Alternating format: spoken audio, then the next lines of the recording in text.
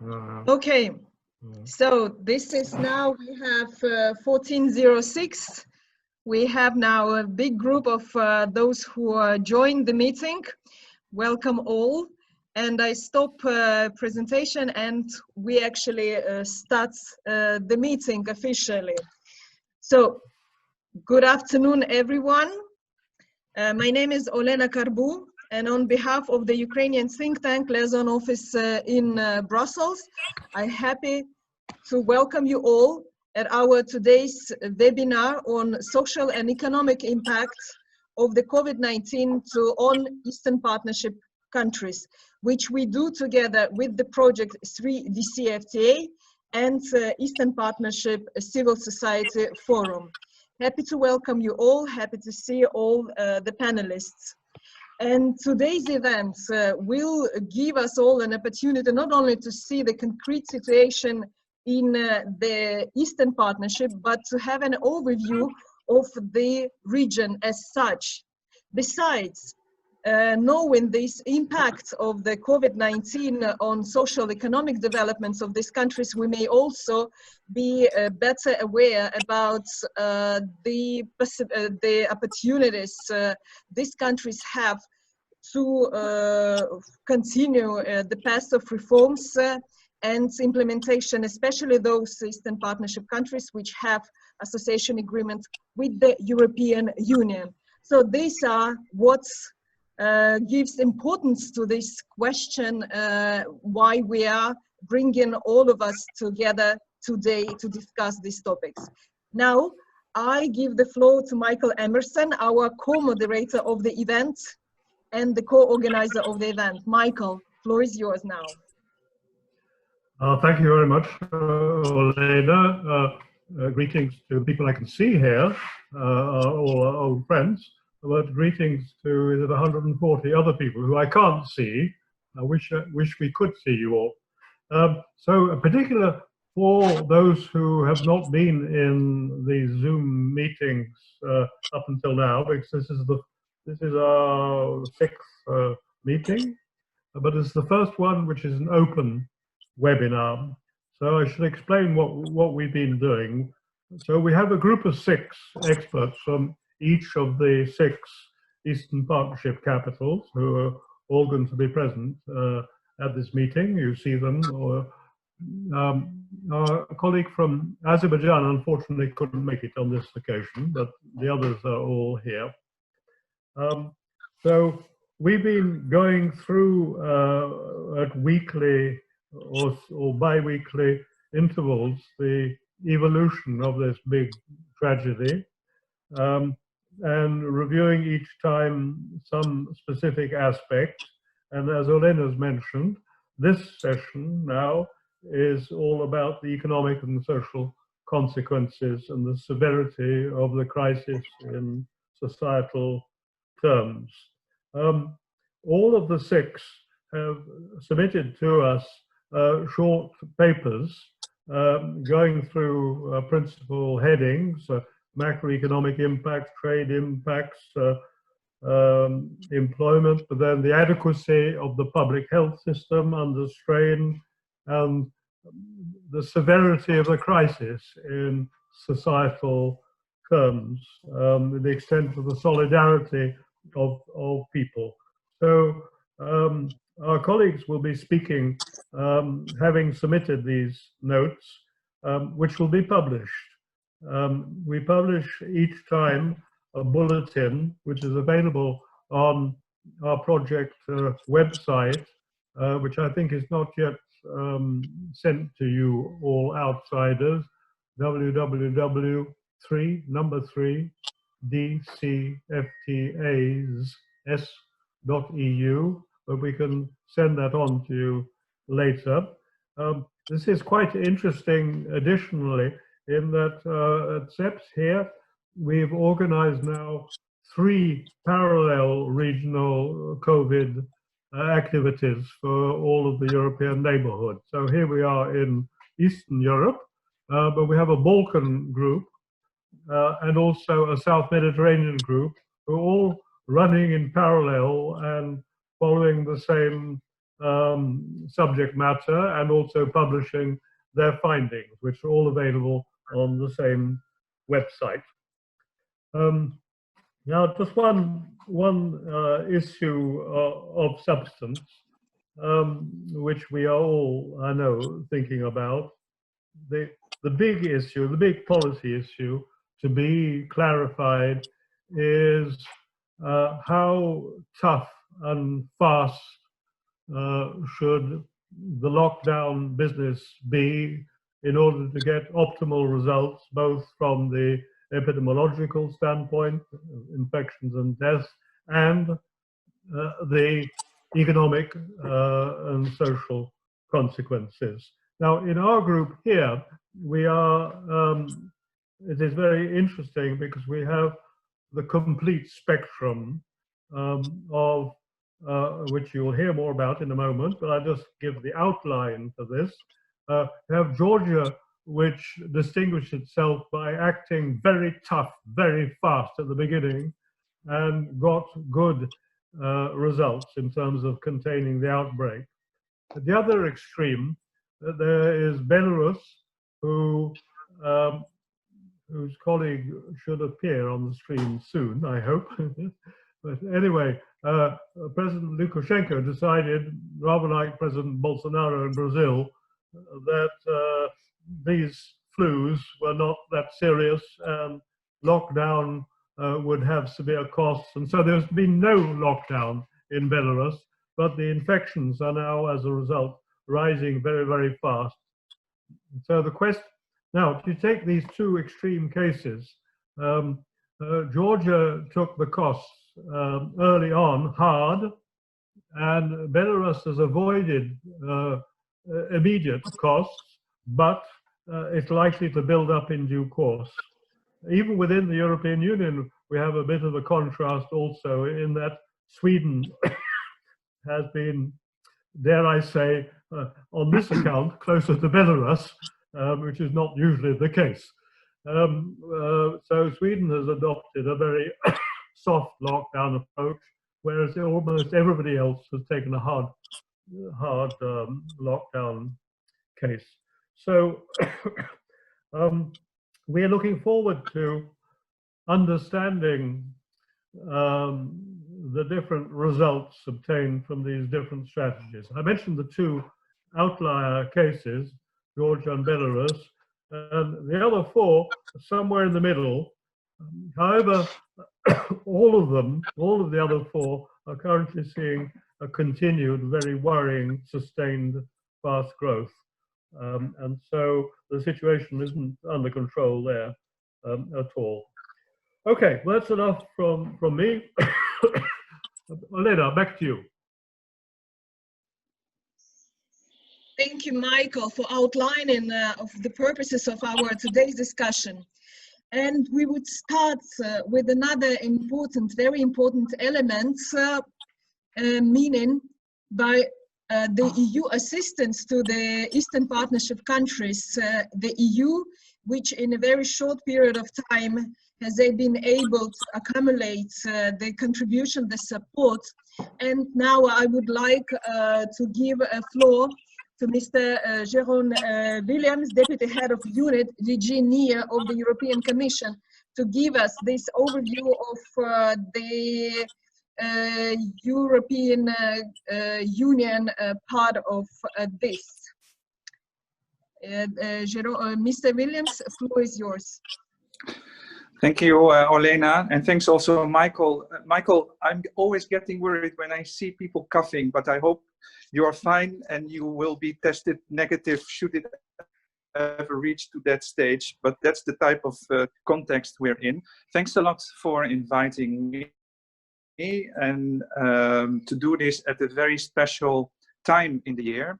You know that in normal times we were supposed to have tomorrow the Eastern Partnership Summit to look at the future of the Eastern Partnership based on the joint communication that was adopted on the 18th of March.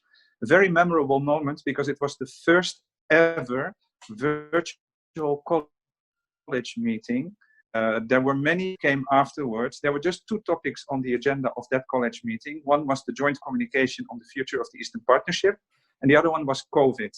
And here we are 3 months later. We don't have a summit, unfortunately, because similar to the meeting we're having today, it's not possible to bring 27 leaders from the EU and 6 leaders from the 6 Eastern Partnership countries physically together in one meeting room. But we will have a leaders VTC, so we will bring those people together virtually, like we are doing this also today.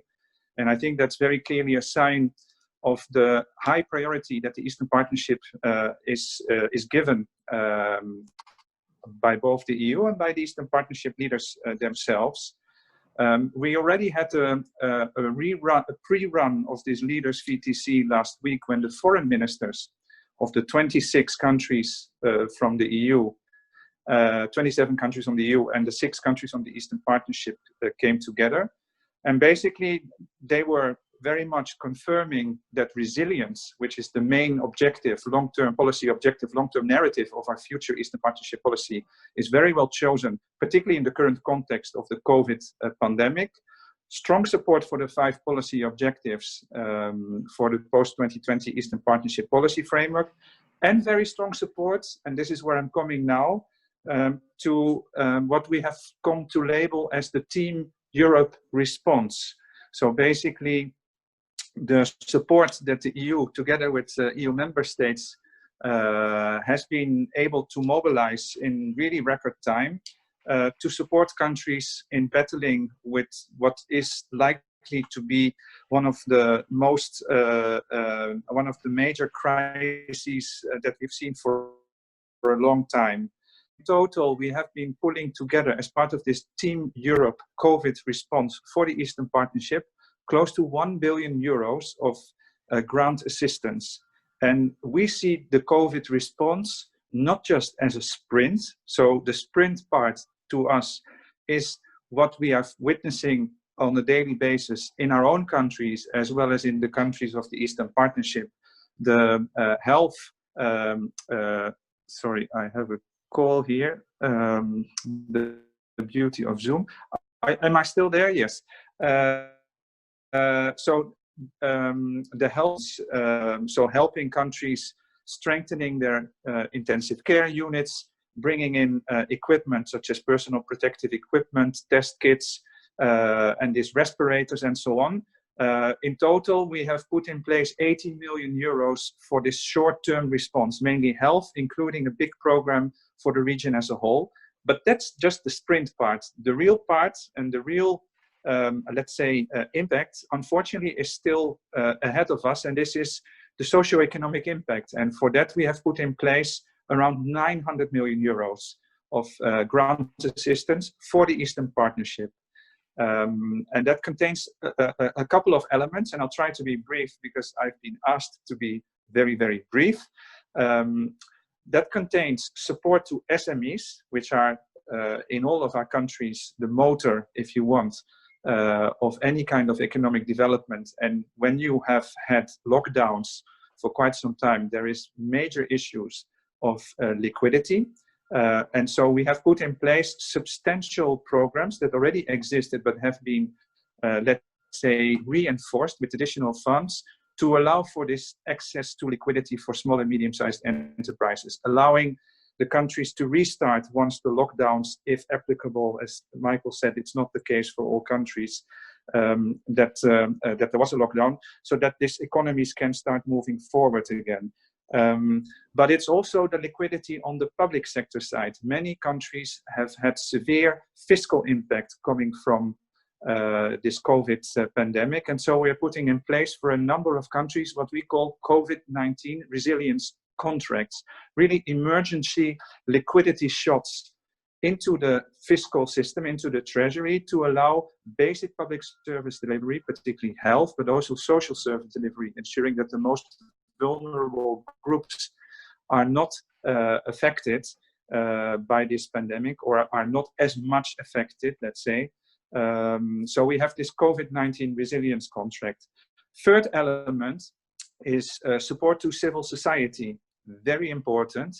In the last week's meeting of the ministers, in addition to the health pandemic, many people were also concerned about the infodemic, the narrative around COVID and disinformation.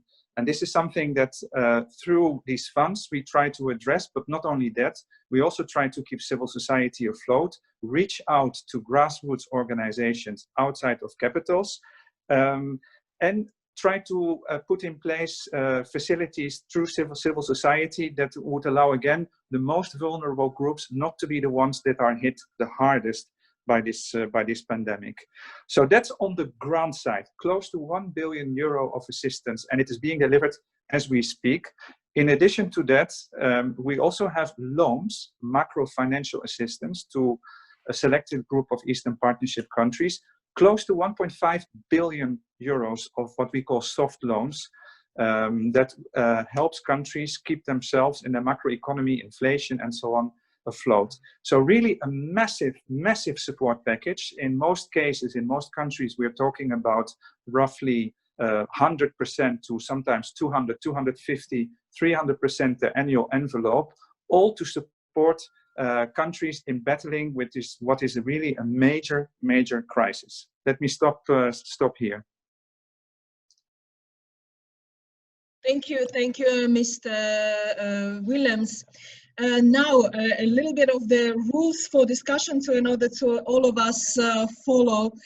So what we have agreed in advance of the webinar, the questions, the panelists would put the questions to Mr. Willems, and then all the audience would be able, because I already see some of the questions, the audience would be able to put questions to the panelists, and we would do the following. So we will give an opportunity to the questions to each panelist after one question after each panelist speaks, and then after all interventions are done, then we will open up the Q&A session for having a bigger number of questions.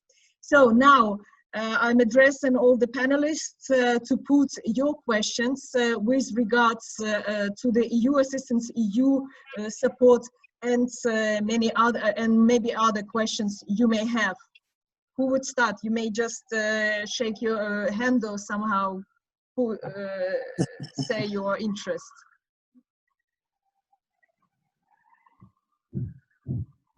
Okay, I see Benjamin. You want to start, yes. Right? First of all, I would like to welcome everyone, and thanks especially to CEPS, and thank you, Michael, for your efforts and for this really good initiative, and thanks to Mr. Willems for a very informative speech. My question is not about directly the EU loans or EU grants, but more on politics sides. We all know that Armenia, while being a member of the Eurasian Economic Union, signed comprehensive and enhanced partnership agreement with the EU in November 2017. And may we consider that Armenian case may be something like a model for those countries in post-Soviet space who want to have a partnership with the Eurasian Economic Union, partnership with Russia, and also have close relations with the European Union. Do you believe that Armenian model can be used for other post-Soviet countries too? We would collect some other questions. Who else has any question?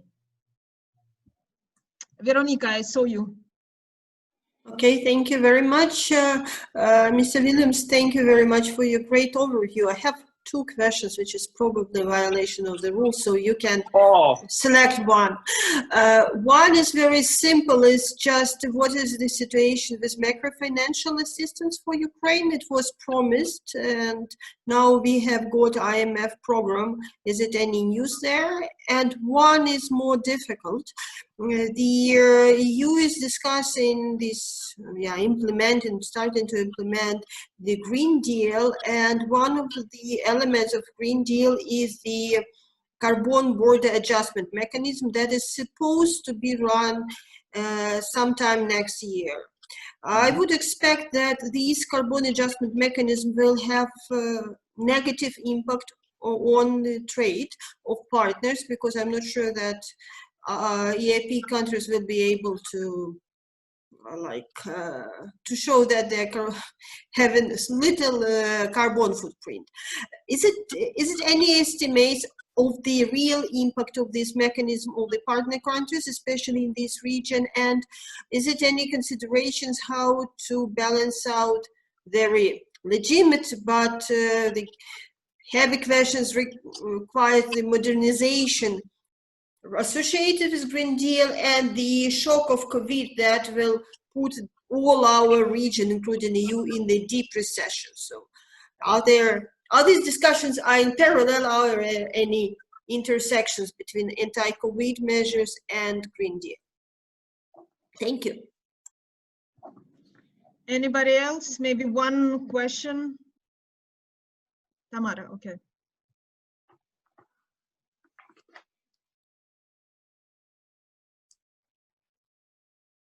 I can't hear Tamara. Yeah, thank you. Tamara, we can't hear you. Can you hear me now? Yeah. So let me welcome all the participants and thank CEPS for organizing this event. I would also like to thank Mr. Willems for a very good overview of what the European Union does these days for the Eastern Partnership countries. I actually have a question related to the implementation of the association agreement and specifically the deep and comprehensive free trade area. As we know, all of our countries are facing very severe economic consequences as a result of the lockdowns related to the COVID-19. And probably the situation will be even worse at the end of the year than the current forecasts are suggesting. At the same time, we are in the middle of the process of implementation of the DCFTAs, at least Georgia, Moldova, and Ukraine.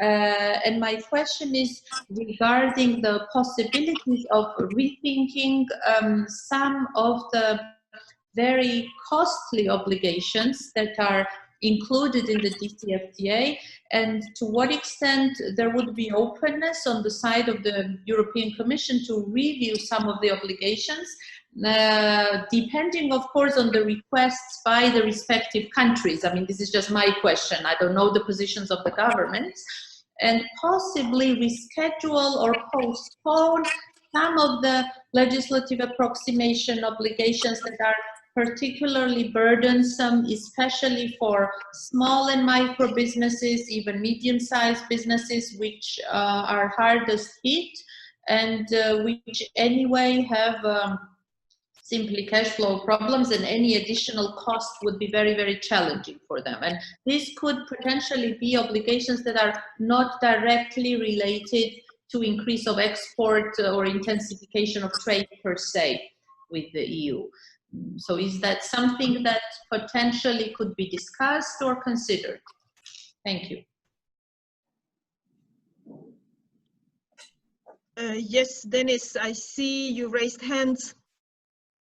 Yeah, thank you so much for very interesting and useful information, because we operate with different sources, and sometimes it's very nice when a person from the EU is explaining in detail what actually the EU is capable and is doing for our region. So my question is about the financial assistance that the EU is providing or promised to provide. So my question is the following one. Which are the criteria which are used by the EU when it decides how much money to offer to each of the 6 countries? And which is the weight of the political conditionality in this regard? Because sometimes there is an impression that politics plays a huge role in the way the EU is distributing the financial support. Thank you. Thank you. Mr. Willems, do you need some time to prepare, or? No, that's fine. Good. Thanks a lot. Very good questions. Not always 100% linked to the COVID issue, but I think nevertheless, I think good to have the opportunity to respond. On SEPA, that was the first question.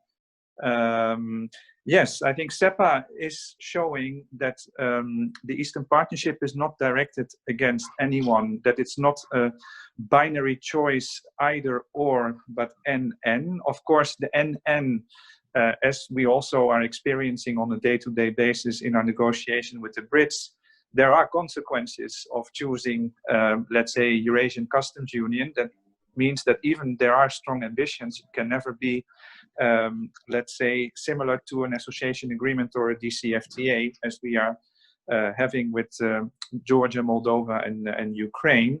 But CEPA, I think, is a very interesting model to be used to the extent that there's an interest of the other two non-associated countries, but each, as we all know, is a case on its own, and I think we'll need to find a model of its own. But the way in which CEPA has been put in place as a very hybrid model, taking up quite some elements actually and quite some commitments coming from what we see in associated countries and from the DCFTA, and also the way it's being implemented with the CEPA roadmap. And as I see CEPA being used as a blueprint for domestic reforms in Armenia, I find it a very interesting model, and once again showing that the Eastern Partnership is an inclusive and allows for differentiated relations between the six countries. Then the second question, or two questions actually, on macro-financial assistance for Ukraine. I'm not following bilaterally the state of play of macro-financial assistance to Ukraine, but certainly, as we know, a necessary but often not sufficient condition, but necessary nevertheless, is to have an IMF arrangement in place. So if that has been cleared, you have cleared as Ukraine an important hurdle. I'm not in a position to say whether that then is enough to fully clear. I'm sure that colleagues who are following Ukraine bilaterally can provide that response. But having an IMF standby arrangement, I think, is a very important step in the right direction. Then you also mentioned as a bonus question what to do or how to deal with the fact that on the EU side we are going to work towards the Green Deal, and hence also start to pay an effective price for, let's say, carbon emissions, for instance, through some carbon border adjustment mechanism. And actually what you see in the EU is very much that the COVID response and the subsequent socio-economic recovery is very much being linked to the Green Deal. So in a way, it's also an opportunity to accelerate what we were already trying to do within the EU, is to move towards our green transition. Now, what does that imply for the Eastern Partnership countries? Eastern Partnership is in almost all cases, or in all cases, is either the first or the second trading partner of the EU. And in order to remain competitive on the medium to long term, I think it's very important to move along in this direction, not just to stay competitive, but also I think to be even more competitive as we move with a longer term perspective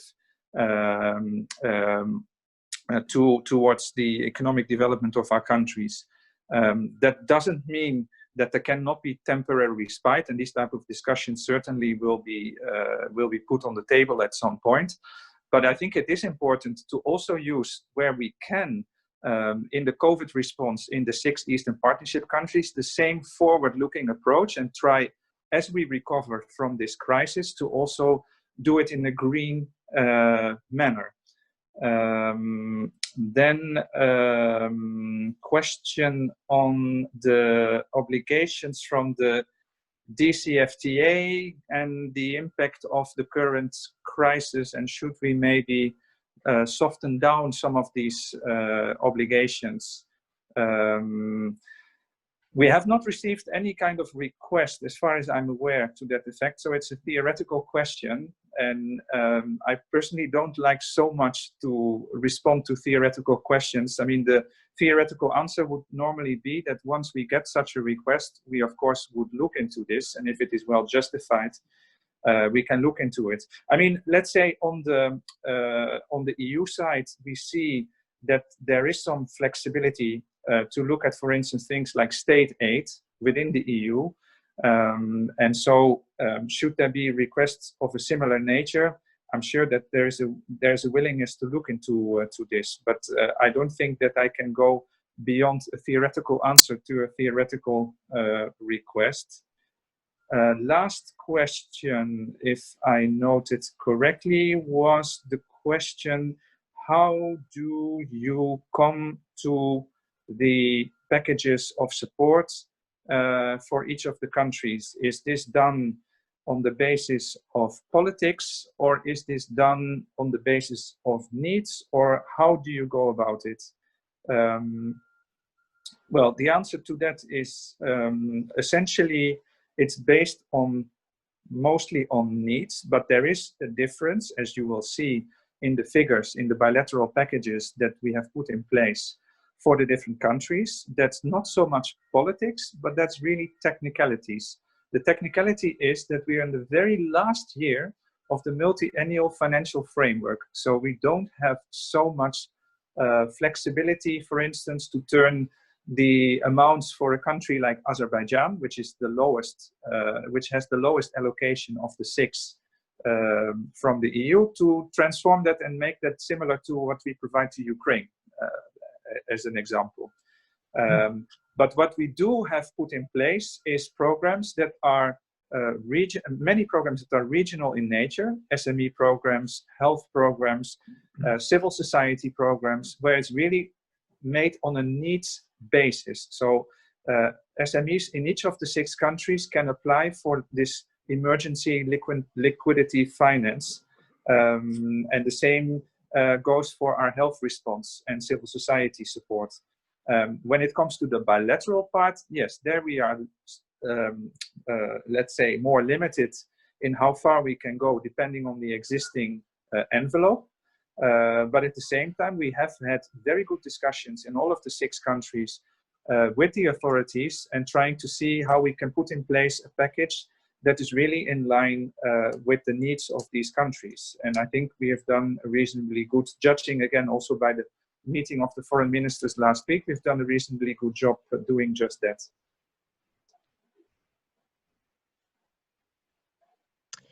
Thank you very much, Mr. Willems. Thanks the panelists for your not easy questions, but it really helped us to increase the understanding, and what is important to all of us for understanding the further development and improvement from both sides. So thank you again. Before I will give floor to Michael, I would remind some rules of our discussion. So first of all, please put your questions in the Q&A window. And then I remind that after intervention of each panelist, we will be able to take one particular question with regards to this particular country. So please, if you have such question, please write and indicate the country and the expert. And it also goes to all the general questions which we will be able to take in the Q&A session after all panelists will speak.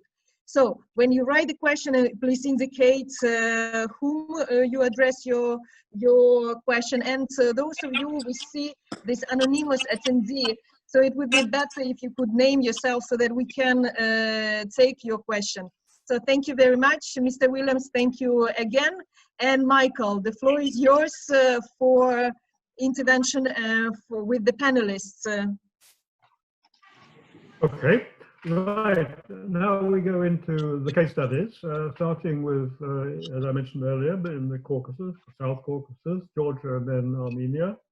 And then after that, the Moldova, Ukraine. So I will say something on behalf of the 2 missing colleagues, but let us get straight into it with Tamara Kovziridze from Tbilisi. 5 minutes.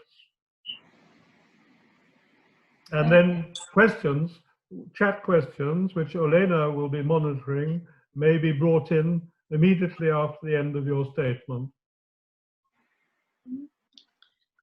Thank you, Michael. I will do a brief overview of the situation in Georgia. So as it has been mentioned already, Georgia has coped so far comparatively well with the COVID-related crisis. Just to name a couple of figures, so in total, we have had so far 888 cases of infection. This is as of today. And about 82% have already recovered, and there have been 14 deaths. So this can be classified as a good performance, and obviously then there is a question how this happened. This is probably primarily the result of, as Michael already mentioned, very early and very strict measures that were introduced by the government, and in certain instances these measures even appear to be disproportionately strict compared to the actual situation related to the virus. So we had a package of restrictions ranging from curfew to complete prohibition of a movement by cars for about 2 weeks, near complete standstill of the economy, whereby only pharmacies, banks, and grocery stores were operating, and so on and so forth. Starting from the second half of May, these restrictions were gradually lifted. So we are still in the process of lifting the restrictions, and we do face some slight increase again in numbers, but they never exceed daily low double digits. So the highest daily new infections that we have had in the past couple of weeks or maybe a month was 15, and total death still stands at 14, so which is very low. And now, as for the impact, there are various forecasts for the growth of the GDP into 2020. IMF projected -4%, which is actually higher than their projection of global growth of 3%.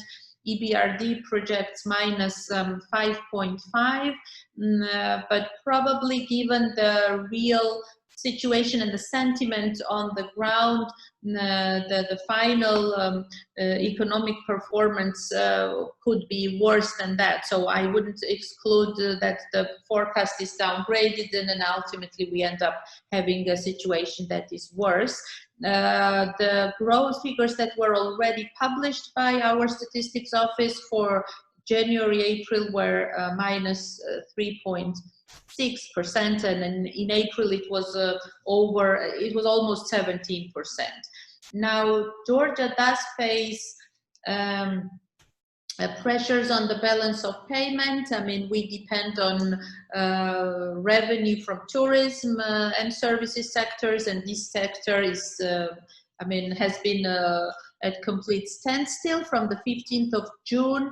Domestic tourism reopened, and the government says that gradually international flights will be opened from July, and we will start slowly to welcome tourists, but the exact schedule is unknown, and it's still unknown, for example, when the first international flights will be operated.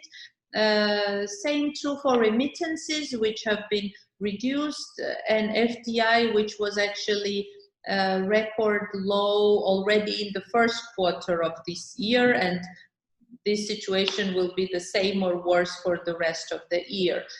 So yes, we are facing a real crisis. It's easily comparable with the situation in 2008 and 9, when we faced the double shock of the Russian invasion end of 2008 and then global financial crisis. And I wouldn't be surprised if the final results and macroeconomic performance would be even worse than back then.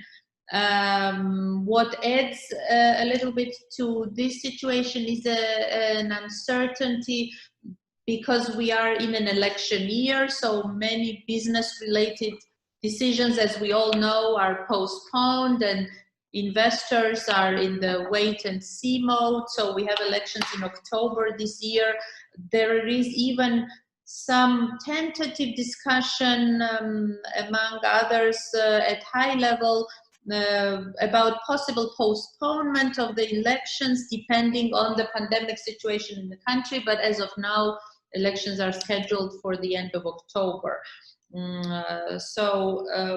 To summarize the situation, the picture looks good in terms of, let's say, human health situation and the damage the virus brought to human health and safety, but the projections are not very promising, probably as everywhere else on the economic part, and there is a lot of uncertainty, of course, because we don't know if there will be the so-called second wave or how the situation will develop, and if there will possibly be a scenario of rising cases of infection like we are facing in some of our partner countries like Ukraine, Armenia, Azerbaijan, etc.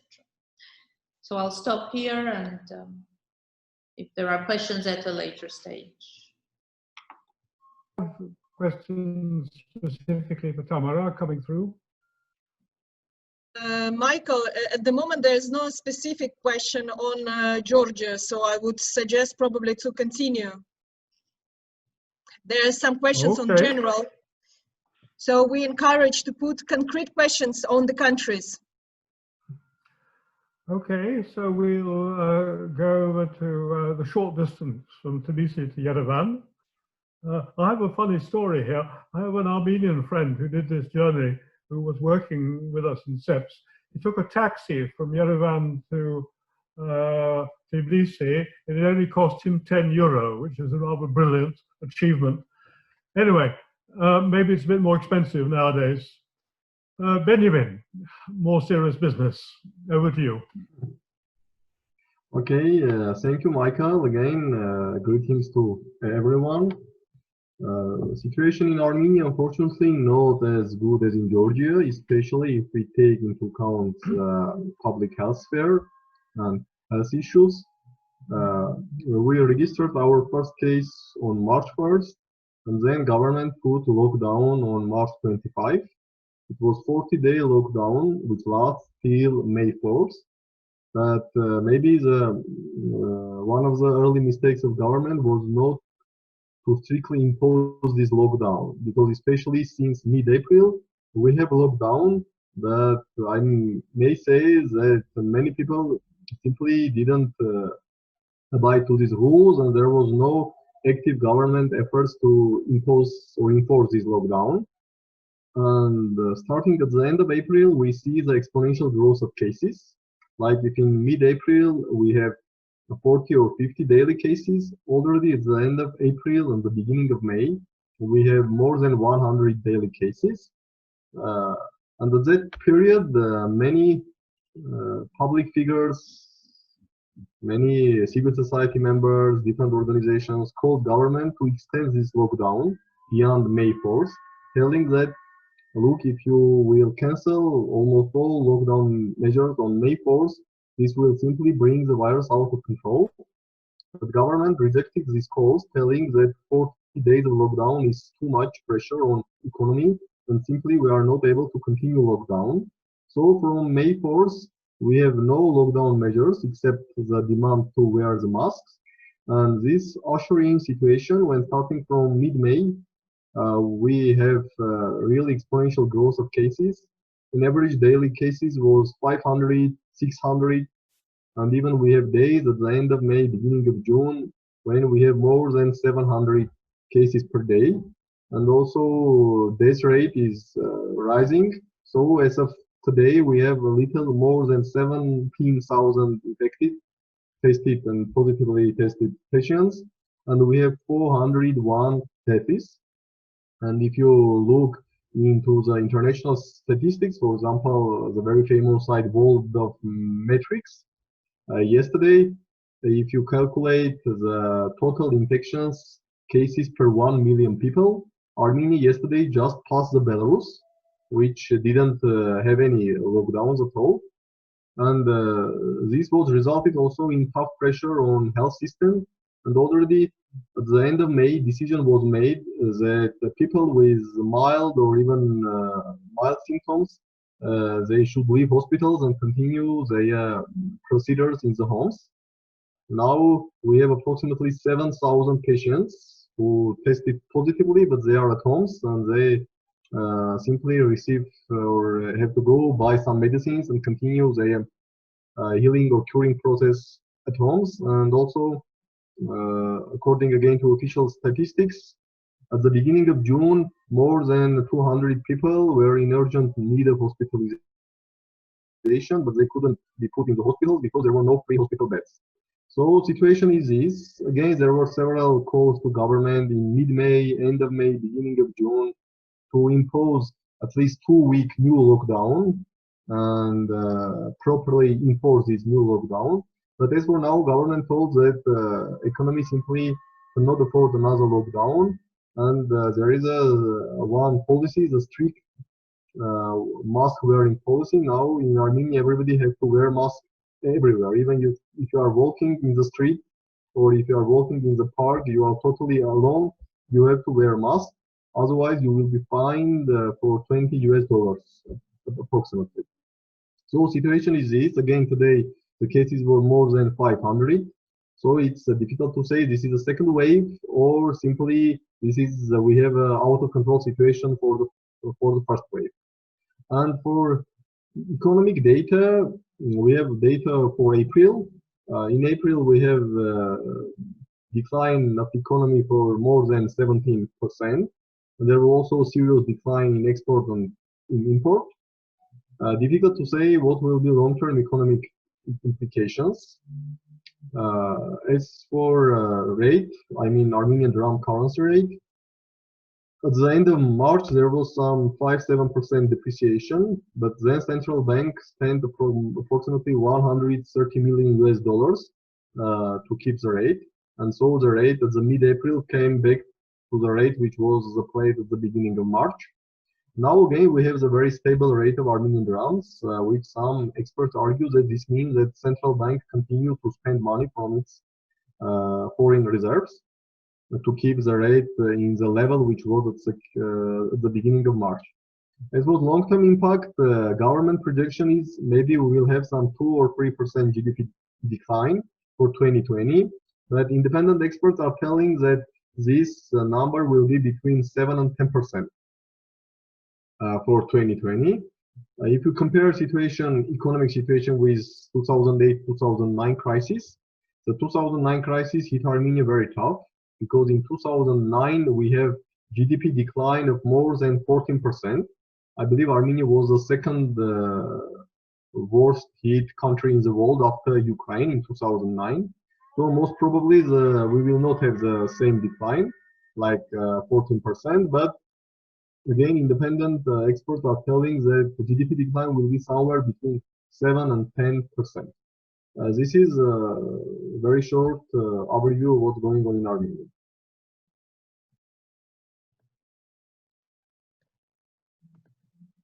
Michael, we didn't hear you. Hello. Olena, is there any question from the participants addressed to Benyamin? Yes, we first of all we put out our videos to improve the communication. Yes, we have a question on Armenia and on Georgia. So I would start with Georgia. Tamara, are you ready to also take it? Okay.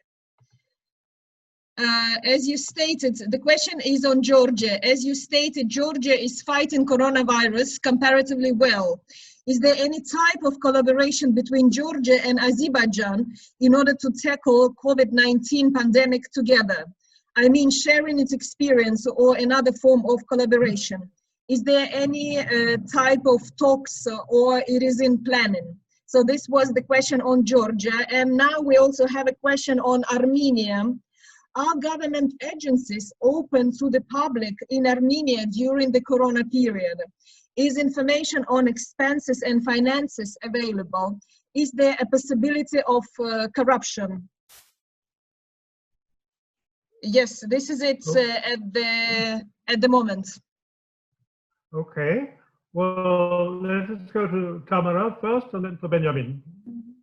As regards cooperation between Georgia and Azerbaijan to tackle the crisis together, as of now, I'm not aware of any joint initiatives in this regard.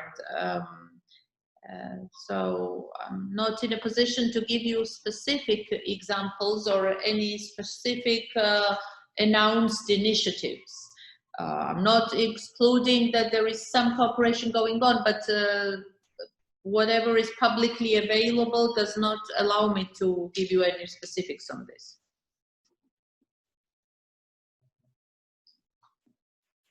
Regarding the publicity of numbers, yes, government publishes numbers, both how we spend for so-called social and economic stimulus packages, because government approved some 20 programs, and officially they are telling that they already have spent more than $200 million for these economic and social stimulus packages. And also, the Ministry of Health is publishing some numbers, how much Ministry of Health has spent for hospital care of these COVID-19 patients. Regarding is there a possibility of corruption? I may say that there are some gossips or rumors or speculations, and today the biggest opposition faction in parliament in Armenia demanded to establish a special investigative committee in parliament to investigate the overall government activities during this pandemic, not only regarding that there may be some cases of corruption, but also trying to understand why Armenia is in the number one in case of infected people, total number of infected people per million in the region, not only in compare with Azerbaijan and Georgia, but also if you compare it with Iran and with Turkey. So today, yes, the biggest opposition faction demanded to establish a special investigative committee in parliament to investigate the overall government activity starting from March 1st.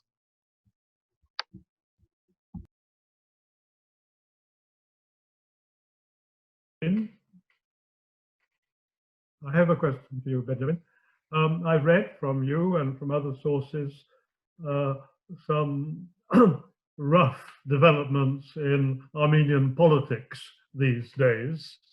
And in particular, I'm referring to the case in which criminal proceedings or criminal accusations are being made by the prosecutor against opposition leaders who criticized the government's policy over the COVID crisis. The prosecutors are saying this is treason because to criticize the government during a time of war is treason. Now, this sounds to me over here rather extreme. Could you, what do people think about this? Leaving aside the politicians who are fighting like hell, what do the people think? Has the government gone a bit mad here, or is this justified attack against the opposition? Thank you, Michael. First of all, yes, the prosecutor, National Security Service opened criminal investigation against the leader of biggest opposition party, who is also one of the wealthiest men in Armenia. But this criminal investigation is not related that he's criticizing government. They opened criminal investigation arguing that his party was involved in voter buying process during previous April 2017 parliamentary elections. But in any case, this criminal investigation was opened a week after this opposition leader made a statement that government failed both in its fight against COVID-19 and also failed its economic policy. So the government should resign. That is why, of course, many argue that, yes, everybody knows that in 2017 parliamentary elections, voter buying or voter bribing, this was widespread in Armenia. But many are arguing why the criminal case was opened only now, just a week after his call of government change. Because everybody knows, starting from April 2017, that there was a widespread voter buying. Regarding what people think, it's very difficult to say something general views, because you know that there are very tough supporters of current prime minister who are simply telling that anyone who is criticizing prime minister is a traitor and should be punished. Of course, now the number of these people are a little bit less than immediately after revolution. Definitely, current prime minister lost some of his popularity, also due to this mess in COVID-19. But again, he has some very tough supporters, so very loyal supporters, who arguing that anyone who is criticizing prime minister is an enemy of people. And also, we have very active discourse also in Armenia about so-called domestic enemies or internal enemies, that everyone who criticizing government is a traitor or enemy of people. But this type of thinking is familiar or it's favorable within the circles who are supporting prime minister. There are no sociological surveys, so I cannot say what percentage of people are simply think that any criticizing against a prime minister, it's a treason, and these people should be dealt as traitors, so like war traitors.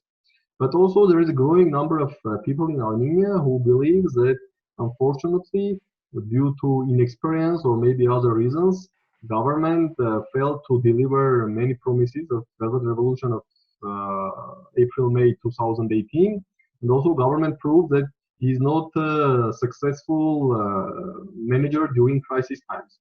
So it's a tricky situation, and we may say that there is a growing polarization in Armenia. Like part of population still believes that no one has a right to say anything bad about prime minister, otherwise he should be punished very toughly. But also we have growing number of people who think that current government is not capable of effective management. Okay, thank you very much. Now I'm very happy to greet Andrei Yahorau, who just joined us from Minsk. So Andrei will come to Belarus in a little while, but we will be going to Moldova and Ukraine first, and then it'll allow you a bit of time to catch up on our proceedings. Just before passing on to Moldova, I just say a word about our absent colleague who couldn't make it, Shala Ismail in Baku, who sent an interesting paper. What you need to know there is, well, like in Armenia, infections are growing very fast again. So it's a very worrying situation there. Unlike Armenia, I think the medical side is less well covered. They are in severe stress already in terms of hospital capacity. And then to make matters worse for Baku, of course, the oil price collapse hits them very hard. So in this set of case studies we're looking at, one has to forecast, probably, unfortunately, particularly severe economic consequences in Azerbaijan for this combination of reasons. We hope it won't be that bad, but that's what it looks like for the moment. Right, now on to Denis, Moldova. Over to you. Thank you, Michael. Situation in Moldova is unfortunately not in good shape. We see increasing numbers of infections, and these infections are not part of the second wave. We clearly see that the first wave of infections was improperly managed. Though Moldova was the only country in the region that introduced state of emergency for 2 months, so that period did not really help the authorities to catch up in order to contain the virus. So when the restrictions started to be lifted, we actually saw a resurgence of new cases, and the highest number that we registered so far was 406 cases on 11th of June. This is the highest number that Moldova registers since the beginning of the pandemic in Moldova, since the first case, which was registered on 8th of March. Overall, the sentiment is that the authorities are not capable to efficiently manage the crisis. About this impression speaks the numbers of infected medical personnel, which is about 17% of the total number of infections. So today we speak about around 12,000 of cases of infections, out of which 5,000 are active cases. And imagine that from the total number of 12,000, we have about 70% of medical personnel. Interestingly, the number of infections is let's say, quite small in the Transnistrian region, the separatist region. We speak about 10% of the infections that actually are observed in the region. It is still early to say that the region is managing better than the constitutional authorities the crisis, but we can speak about some numbers that help us to understand who is dealing better. If we speak about the economic consequences of the crisis, then we have noticed in the first quarter of this year reducing of the export to the external markets, both to the EU and to Russia. We speak about the 7% overall drops of exports. Interestingly, the drops are observed in case of Italy, so we speak about minus 40% compared to the previous year, and about 25% if we look at the goods which are shipped to Russia.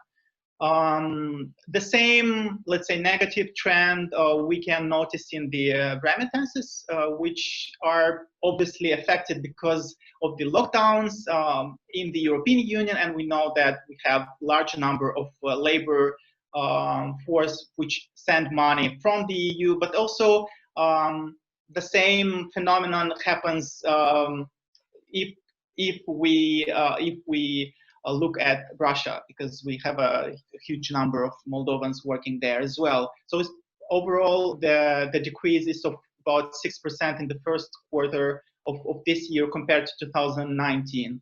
The figures or the forecasts for the GDP are still, in my view, quite modest. It's only 6% of decrease of the GDP for 2020. I believe that the real number will be much higher because Moldova is also facing some serious problems with regard to agriculture harvest. We had serious hydrological droughts which affected a lot of crops, and that will definitely influence also the budget and the revenues to the budget. Interestingly, the authorities are not willing to introduce any new restrictions for the economic activities. There is a clear understanding that new restrictions will affect even more let's say, the resilience, the economic resilience of the country. But at the same time, there is a bigger concern about how to maintain the infections to the level that the healthcare system can cope with.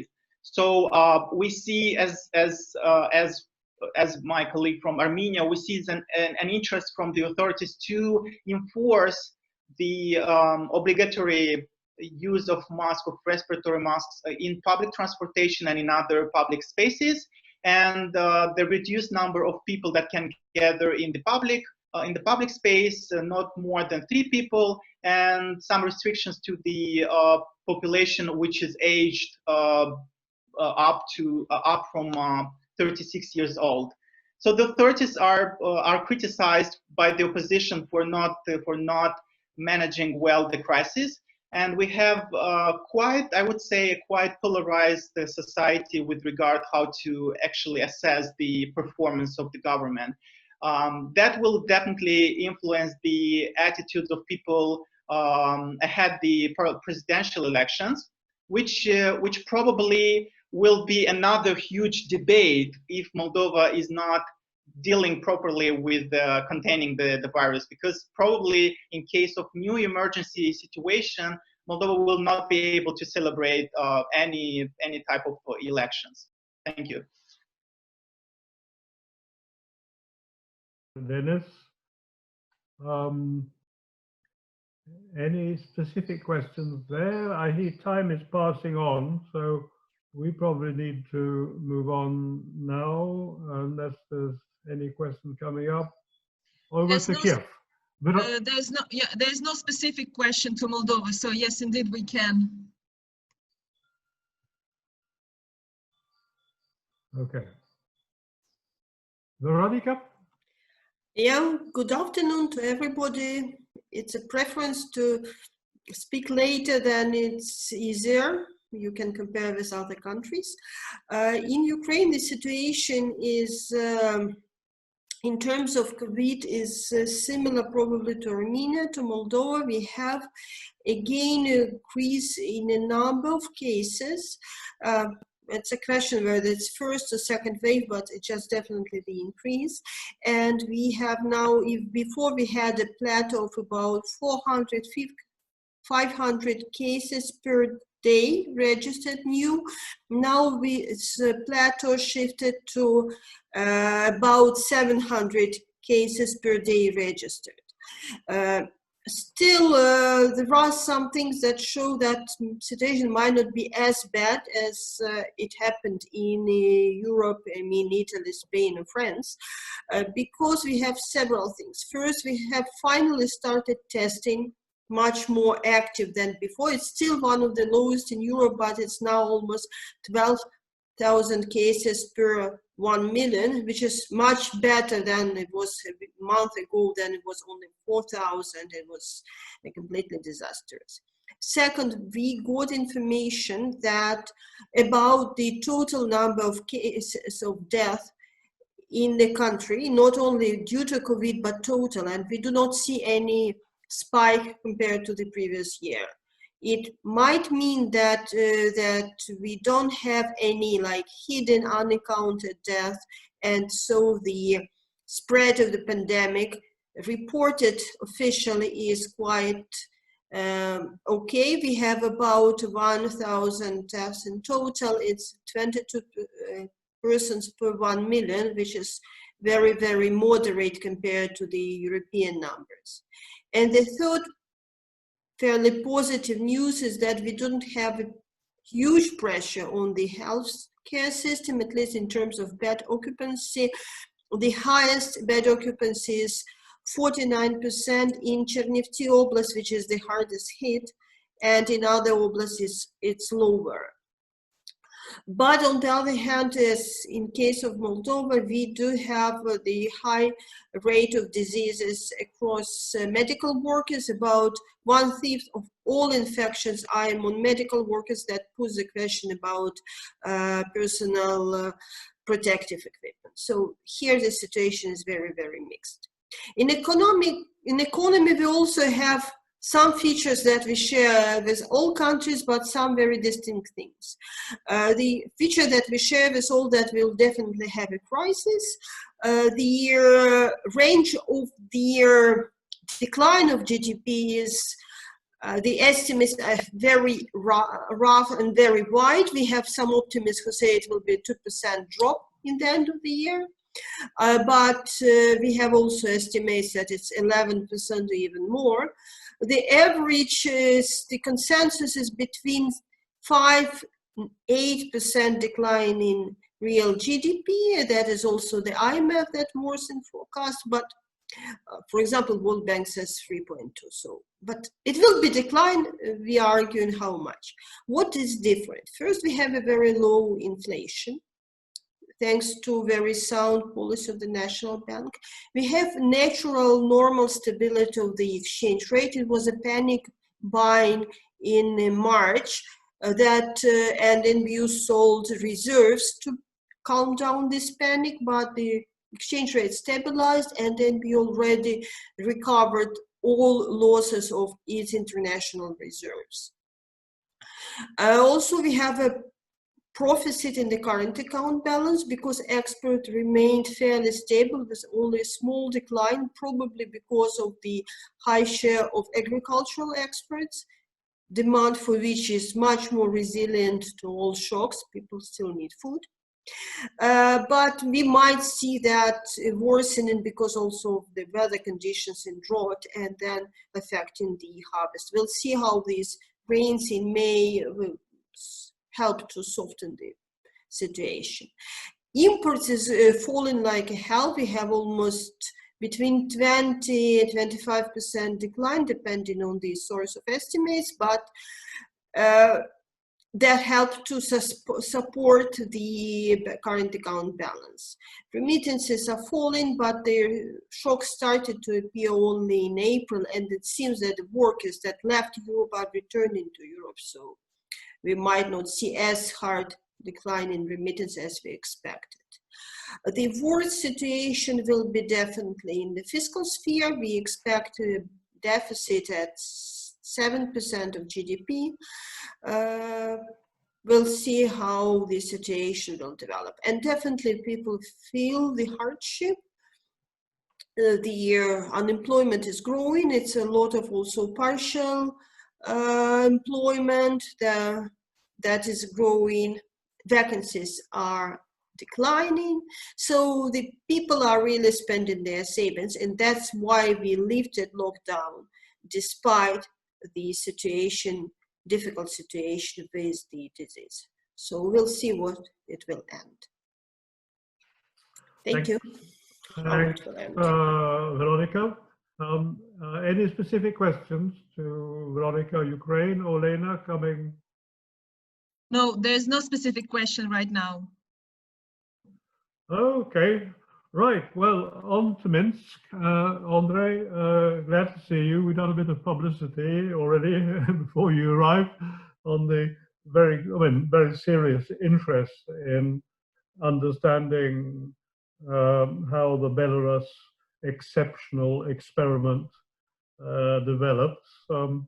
However, I did mention that you have a little bit of company in the European Union itself, in that Sweden has marked itself apart from the rest by being in soft lockdown mode, and its experience is receiving a lot of attention at the moment. Actually, it seems to be going rather badly now. Anyway, over to you, Andrei. We're looking forward to hearing what you have to say. Thank you, and good afternoon. As you know, Belarus has the largest number of infections among the other EAP countries. For now, we have about 5,600 of cases. And there are some minor signs of improvements because their average weekly growth dropped a bit for now, and their Ministry of Health reported that we have a trend of decreasing of new cases. But the situation is not good for now, and in terms of public health sector, the situation seems about to reach its critical level of sustainability, but the Ministry of Health provides rather poor data on medical system, including no reporting on infections among medics and no regular data on, for example, reserved beds in hospital for COVID patients.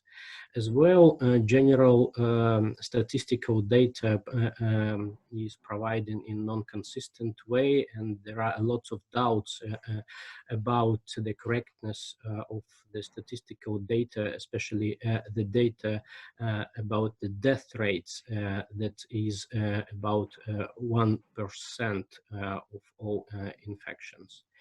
In terms of economic situation, we must admit that Belarusian economy suffers from two main shocks. One of them definitely COVID effects, and the second one is the drop of revenues from oil exports. Official data for the first quarter of for this year amounted at 1.3% of GDP drop, but their prognosis is that this year GDP is expected to fall by at least 4%. There are as well more pessimistic assessment from IMF, which prognoses about 6% drop of GDP, and independent economist says that possibly we will have more than 10% of GDP drop. For now, we have as well drop in foreign trade, mainly because of oil export. Till the moment, the trade balance is more or less well and positive, and the state budget closed with the deficit, but this is likely to be a temporary delay in face of constant pressure of income drop to the budget due to their general economic decline and decline in oil revenues. On labor market, we have more or less stable situation, but people concerned a lot about incomes decline, and they concern as well about possible unemployment.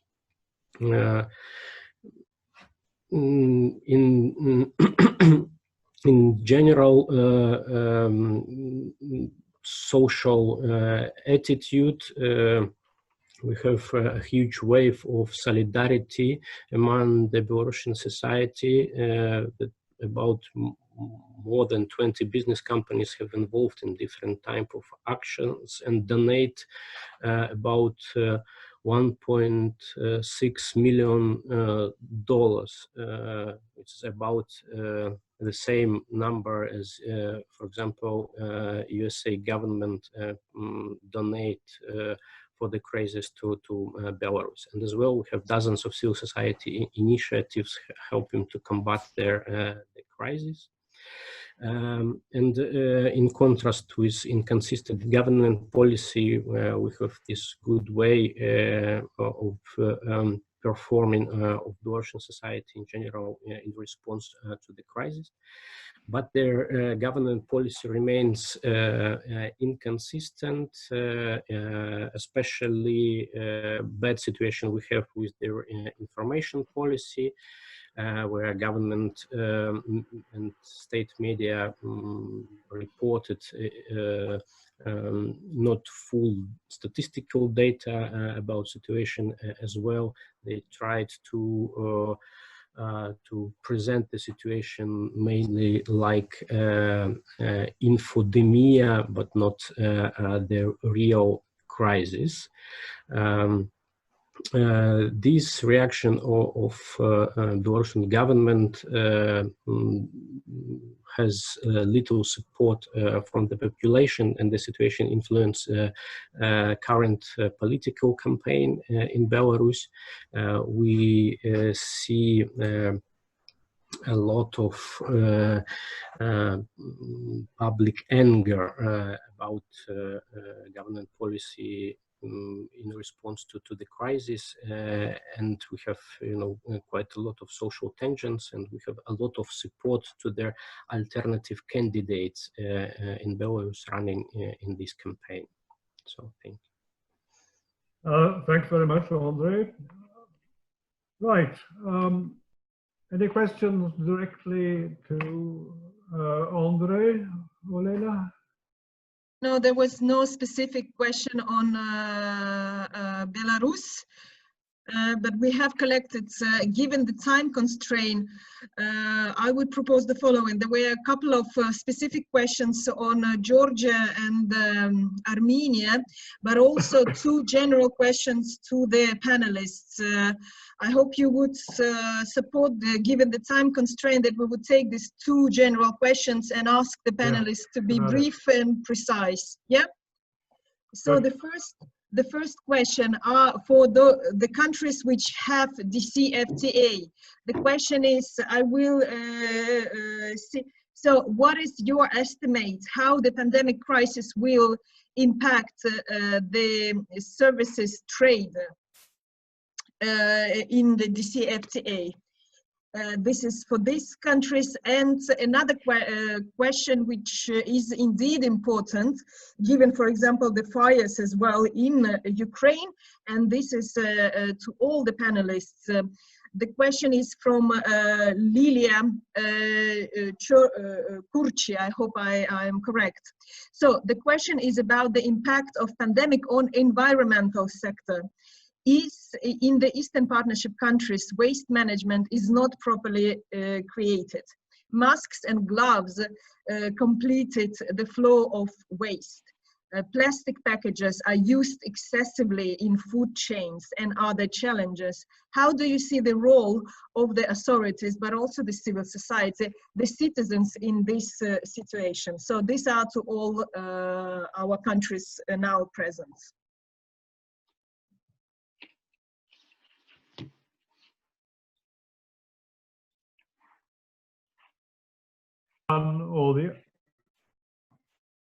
Can you hear now? Yes.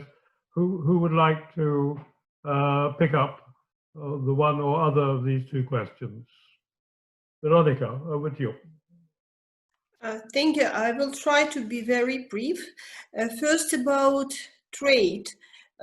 We have, first, I would not say there is something special in trade data and trade flows between Ukraine and EU compared to other countries.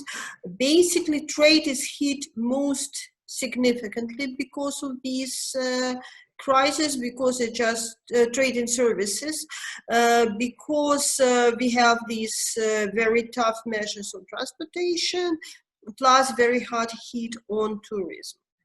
As of the development of trade policy and implementation of trade policy related to DCFTA, I think that pushed up the issue of digital union, because the establishment of digital union is the part of DCFTA, or at least that's how it's treated.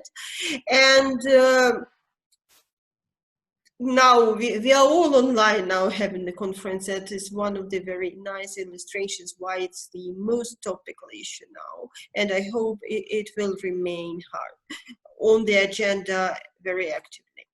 And as of the waste management, I have no data. It's indeed a growing waste, and I'm not sure that we can assess how it impacted Ukraine.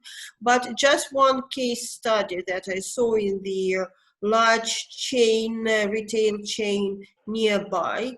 After the beginning of lockdown, they started wrapping everything with plastics, but extremely quickly they stopped doing that because of the ecologists, volunteers trying to somehow help us to be climate neutral.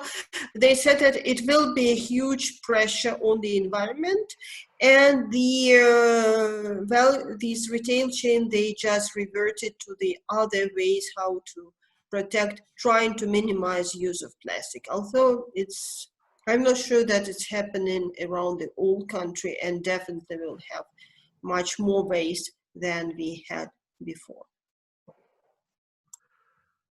Thanks, Veronika. Benyamin. Yeah, thank you. Regarding the waste management, it's also a tough issue in Armenia. Government made a decision to ban use of plastic bags in all supermarkets and shops starting from January 2022. But in general speaking, there is no perception in general society or public that waste management is one of the crucial issues. I believe maybe because we have both tough external security issues, no peace, no war in Karabakh, close borders with Turkey, and also economic issues. So the environment in general, or waste management in particular, I cannot say that this is among the high priorities of our society. And definitely this is not a good thing.